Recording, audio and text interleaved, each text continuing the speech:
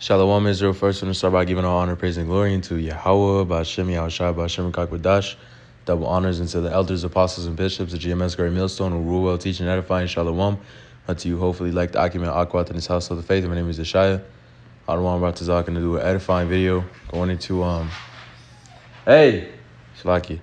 Going into Acts the 17th chapter, talking about those Epicureans, which were questioning Apostle Paul. A few things about those Epicureans, in their time, they had beliefs about, the world and going into, I believe this also goes into the Freemasonry, do as thou will, kind of just living life. And they believe that there is a power, but it's, basically not in league with man. It's never mighty to man. There's two different entities and there's no connection between the two. Before I get this Acts 17 and 18, we're just going to hit the chat real quick to get some more details. Epicureans.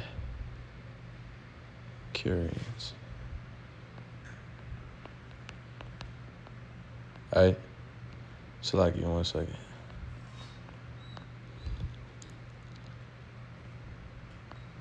All right. Let's see what it pops up. Epicureanism is a philosophy centered around the pursuit of happiness through rational pleasure and the avoidance of pain and fear. To me, it sounds like some soy boy shit. Basically, do whatever that you want to do that makes you happy and avoid pain and fear. But in this faith, we understand that pain is a part of life, right? In this faith, we understand that going through hell and persecution is a part of what we must bear being sent here. All right, the Lord put you on this planet, and you being a man, understanding the Lord, all right, something that's gonna go along with that. Slaki, you mean what's that? Something that's going to go along with that is you having to bear your own cross. Getting a precept for that real quick. 1 Peter 4, the 4th chapter. And it reads, once Blue Letter wants to pull it up. 1 Peter, the 4th chapter. Come on, man.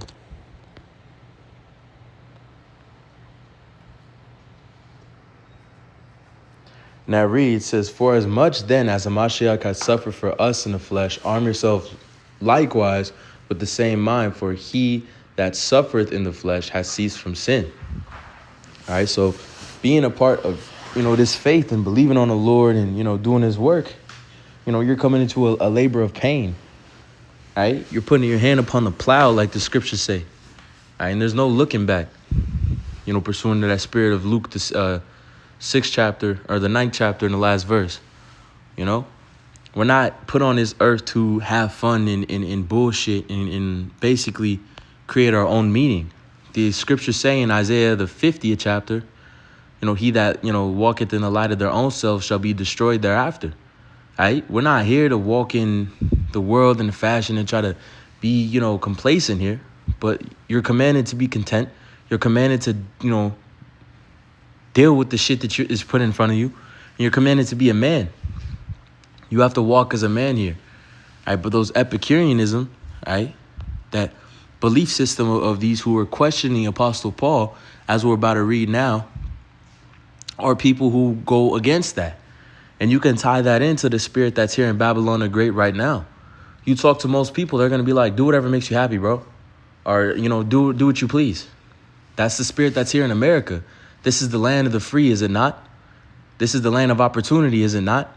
This is the place that people come to try to walk in their own light.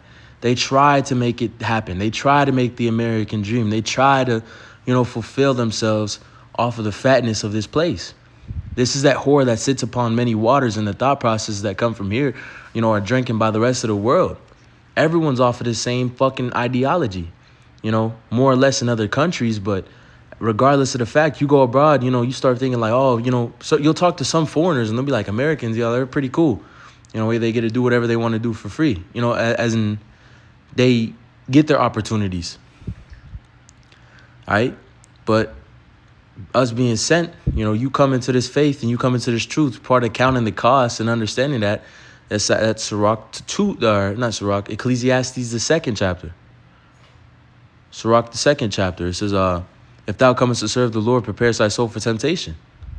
All right. We're not coming to serve the Lord and then expecting it to be, a breeze. That's why the scriptures talk about this faith being like a straight gate, when only one man could walk at a time with a great water on one side and a great fire on the other side. It's in the Esdras. This is a difficult thing that we're in, right? But don't get mixed up in a world that pushes that spirit that everything's supposed to be, A-okay and happy-go-lucky and shit. We're not in the kingdom. This is not the new covenant for sure. You know what I'm saying? We're not we don't have it like that yet. We firstly got to, for one, come here and serve our judgment. There's shit we've done in the past. You don't know that you might be paying for shit that you've done in your past life. You might be paying for some shit that you've done, way long ago that you thought you escaped from. But what does Esdras also say? And I believe it's 2 Esdras, the 7th chapter. The Lord's judgment is like a ring. It's perfect. What goes around comes around. You're going to get what you deserve. All right, we in this faith. We're in this truth. We're in it right now. So be circumspect about the spirit that's out there, bro. You know what I'm saying? Reading a couple more things in the theology is promoted a simple life, avoiding excess and pursuing inner peace, mental pleasures and absence of pain. Epicureans believe the key to happiness is eliminating physical pain, mental anxiety. Death is nothing to fear. All right, so that's pretty fucking arrogant even of itself. Live with wisdom, justice, and moderation, all that bullshit, because even then, modern day people think they have some type of moral compass. They'll go to church on Sunday, suck dick on Monday, drink on Thursday, and then reset it on Sunday again. You know what I mean? Like, that's kind of how they fucking do. All right, they all believe they have a moral compass, and they all believe that it's balanced. They all believe that what they do is an uprighteous life, and what they do is exactly what they're supposed to be doing. That's what makes them feel the best. It makes them hurt the least. That same fucking spirit is of this Epicurean. Reading Acts 17, and I'll start at 17. It says, therefore dispute he in the synagogue with the Jews, with the devout persons, and in the market daily with them that met him. Then certain philosophers of the Epicurean and of the Stoics entered him, and some said, what will this babbler say? Others, some, he seemed to be a setter forth of strange gods, because he preached unto them Yahweh Shai and the resurrection. And they took him and brought him unto Areopagus, Areopagus, saying, may we know what this new doctrine thereof thou speakest is. All right, so they questioned him about it. And this guy, right, in the two originally that came and met him, they said he's speaking of strange gods, because the people aren't familiar with the Lord. All right, the Lord Yahweh Shai Mashiach, this truth is strange to the world. It's not going to be, well understood. All right, people know who the real biblical Israelites are, but they don't understand it. They don't want to forbear. Right? They don't want to listen to the Lord. They hate the Lord. That spirit's all out there. Reading verse 20, it says, for thou bringest certain strange things to our ears, that we would know therefore what these things mean. So that even the things that we say, right, when thou come, when you come into this faith, you become a new creature. You start doing things that people can't comprehend, that were once on your same level. They're not on our level to where they could even understand the wisdom that's behind, the things in which we preach in the spirit and power of Yahweh B'Shem Yahushua. That's why they always got something to say about it. A bunch of fucking less thans trying to tell us how to live life. But at the end of the day, they're the one that's lost. You're calling on the name Jesus. That name Jesus means earth pig in this Latin. Je, sus, je meaning earth, sus meaning pig. It literally translates straight to that. But these motherfuckers praying to it every day. You know? And that's just something that we're going to have to go through here. You know? It says, reading on, so thou bringest certain strange things to our ears. This doctrine is strange to the world. Why do you think they're always trying to defame the prophets? Think about that Jeremiah 20:10 spirit. You know, if you say anything, we will report it. You know, they don't like hearing this truth go out. It says, we would know, therefore, what these things mean for all the Athens and strangers which were spent their time in nothing new, but either to tell or something Salakia, or to hear some new thing. Then Paul stood in the midst of Mars Hill and said, Ye men of Athens, I perceive that in all things you are too superstitious. For as I passed by and beheld your devotions, I found an altar with this inscription to the unknown God. That's what these people do now. Do these people not pray to a God in which they not know? These people don't even know. Bro, you ask the average Christian, this motherfucker thinks that his last name is Christ. You ask the average Christian, they don't even know what the name Christian means. They don't even know what it goes back into. They don't know the history. They don't know the Lord that they pray to. They don't know the power they pray to. They're sitting there in that gross darkness. What does it even say in Deuteronomy, the 28th chapter? You shall grope at noonday. You know, talking about how you always being lost. You know, it's in that area. But, these people don't know what the fuck they're doing. Muslims, the morons, just praying over the Joseph Smith and all this fucking buffoonery, bro. It's absolutely absurd. But yet these people always have something to say about what the true biblical Israelites are, who the true Christians are, really. Those who truly believed in Yahweh Shai Mashiach. They always got something to say about what we're doing, right? And that just goes into the fact that, you got to really just check the spirit on this shit, man. Check who you talk to. Check who you walk around. Check how you doing and check how you moving. Because these people are foolish. These people are out to get you, man. And the spirit of this place is out to get you. Their weakness. It's here to bring you down to your knees and slay you as a man. Watch it. And it says, whom therefore you ignorantly worship him, declare I unto you, Yahweh Bashem Yahshai that made the world and even all things therein, seeing that he is the Lord of heaven and earth, dwelleth not in temples made with hands. Simple as that. I'm going to finish up on that one. We're actually going to go to Wisdom of Solomon, the 2nd chapter real quick. I'll start down at, I'll go straight to 13. It says, we'll start at 12. It says, therefore, let us lie in wait for the righteous, because he is not for our turn, and he is clean contrary to our doings. That's how we move, is it not? Clean contrary to their doings. All right, these people are devils, bro. These people go back and enjoy the righteousness in that which they commit. Real quick, get in that Romans, the 1st chapter. All the way down, it reads, who knowing the judgment of Yahweh Bashem Yahushai, all the nations of the world understand that the Lord is a very powerful judge. It's been through the spirit as in the generations that passed. Before they understood the Lord's name, they called him Allah Shadja, he demon-like power. All right? Understanding that the power of Abraham, Isaac, and Jacob, the true, biblical Israelites, the seed of Abraham, Isaac, and Jacob, you so-called blacks, Hispanics, and Native Americans, the God of those people, is an absolute terrible power. That will overthrow kings and overthrow lands. That will set places ablaze. Look at the 5 cities, after Sodom and Gomorrah. All those cities just boom, wasteland. All you can see now over there is sulfur and shit like that. The aftermath of an absolute demolition.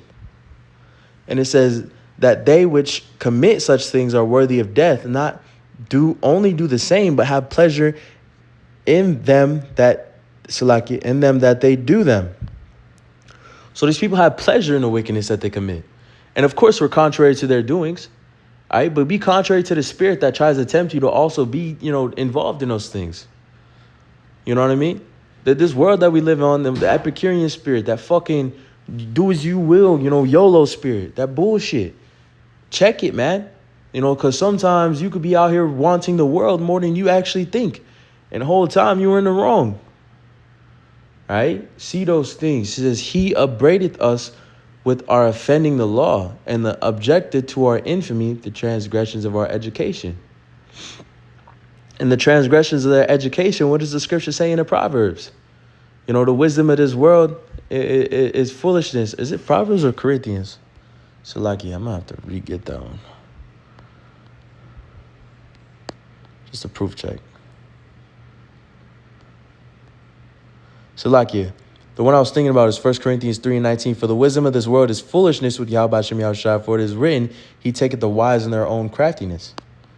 All right, so, even in their fucking education, Esau's schooling system, those seminary schools, motherfuckers go to seminary school and think they come back as Isaiah the prophet. You know what I mean? They don't give you the spirit in those schools. The spirit isn't in those fucking schools. The Lord ain't dealing with them. A lot of those seminary schools, if you date back to the early times when Gad was being taken over by Esau over here, they was sending Gadites to those schools as re-education schools, and either kill them, fucking, essay them, do every evil thing under the book, and strip them chiefly of their culture. They had to strip Gad of their culture.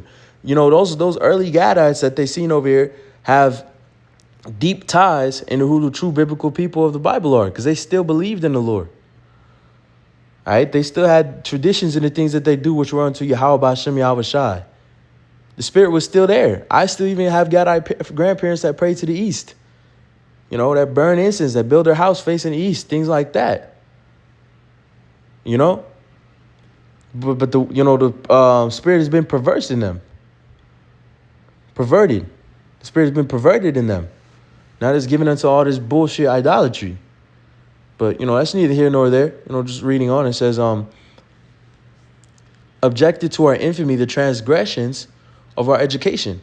He professes to have the knowledge of Yahweh Hashem Yahushua, and he calleth himself the child of the Lord. He was made to reprove our thoughts. He is grievous unto us, even to behold, for his life is not like other men's. His ways are of another fashion, and that's what this being in his faith is. Being in his faith isn't happy-go-lucky, do as thou will, YOLO, do whatever the fuck you want, be happy and feel no pain. Being not like other men's is being a stoic, man. Not like one of these stoics. The stoics that the apostles talk about. The apostle Gabar makes videos all the time. He made a video a few months ago talking about traits of a man who lives stoically, but that ties into being in his faith. You following the law, statutes, and commandments of Yahweh Hashem Yahushua. You not being distracted by the lusts of this world. You always keeping your emotions in check, your body healthy, your mind healthy, your spirit in the right place. Those are things that the rest of this world can't do. These people cannot do these things. The Lord won't give them the ability to fear him. The Lord won't give them the ability to love him and follow by the law, statutes, and commandments to the best of their ability. The Lord literally does not give these people the spirit to do so. Otherwise, they would do it. Because anything that the Lord says goes. All right? So being in his faith, understand that there's a fucking disgusting ass spirit out here, man. The spirit of Babylon the Great, bro. The spirit of the land of the free. American, that American dream, man. That spirit's out there. These people are going to try to lure you to feeling good all the time and clubbing all the time and drinking all the time and trying to just do whatever you fucking do to feel good in the flesh. TGIF, thank God it's Friday. You can enjoy your weekend and bullshit on the weekend, but most of that stuff, bro, most of that fucking, things that you could possibly consume here is unexpedient. And enough of it will actually start killing you, man. That shit will start ripping you apart. As a man, you got to check those things before those evils enter. The scriptures say a prudent man foreseeth the evil before, and moves, but the foolish basically just dive right in. And what's going to happen? You're going to die, man. The scriptures also say in the Sirach, the 37th chapter, be not insatiable in any dainty thing. You're looking at that word dainty, it means pleasurable. All right, so just really be aware of how you're moving, bro. Be aware of how, what directions that you're trying to do, the intentions behind it. And this faith is being very intentional. You got to have your heart in the right spot. It's got to be in a spot to serve Yahweh Hashem Yahushua, have fear and understanding and wisdom. That's the right spirit to be moving in. All right? But hey, I pray this lesson was edifying. I want to lastly give all honor, praise, and glory unto Yahweh, B'Hashem Yahushua, B'Hashem HaKakodash, Shalom.